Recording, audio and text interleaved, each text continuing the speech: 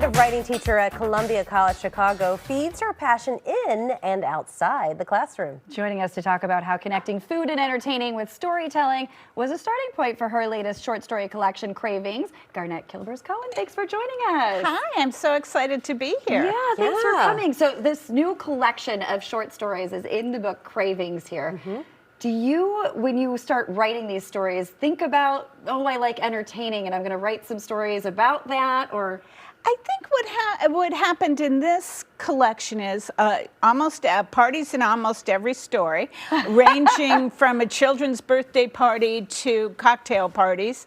I think the thing that interests me about parties is that it creates a little universe within the story. You know how when you go to a party, you become a different person in a way. You met us? You have to put on your party face, right? Yeah, right. Yes. You have to put on your party face. That's right. Well, first we have to cheers you. Thank you for bringing wine along. You were true to your short story collection here. Yes. So you're kind of getting to this point, but what is it about parties that lends itself well to fiction?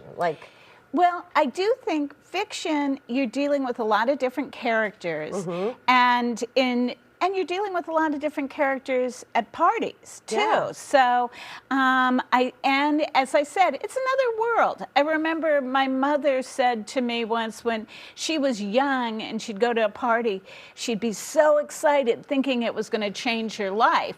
And in some of the stories, it changes people's lives. But it doesn't usually in real life. It does. It does sometimes. You could meet the man of your dreams. You can. Yeah, who knows? You can. That's true. That's true. Or witness a terrible fallout between a couple. Something. There's always drama, yeah, right? You never know. So you're a teacher. When you teach people how to be writers or how to write a good story, I think sometimes it's intimidating because we're like, oh, I'm going to sit down and write a 500-page novel, but you can write a collection of short stories or a short story and be published in a magazine. Where do you start when you're teaching? I think where I want students to start is usually with an image, just an image or a person, a character that they've created, and see where it takes them. A lot of people are under the impression that you have to know what's going to happen in a short story, but you don't. You find out the ending along the way. One of my favorite short stories by Flannery O'Connor has a woman in it with a wooden leg, and a man, a Bible salesman in the story, steals her wooden leg. Wow. And Flannery O'Connor said she didn't even know when she was writing the story that that was going to happen until it happened. Oh, wow. Well, let's talk about your collection. So give us some vignettes. What are some of the things we can find? Is there a wooden leg being stolen in one of them? Like, what's happening? There's not a wooden leg. There's some very weird, unorthodox parties. But the very first story in the book is about a little girl who knows whenever her parents have a party that there's going to be a lot of really good snacks.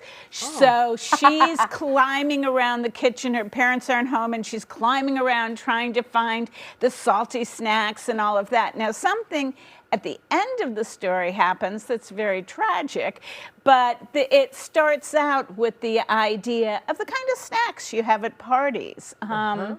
And others are people go to parties. One is a Halloween party, and that was a lot of fun to write because I could make up costumes for the characters. Can you help us next year with Yes. our Halloween costumes? Sarah was a giant Italian beef. Oh my gosh, for I Halloween. guessed that from an earlier segment. No, there you go.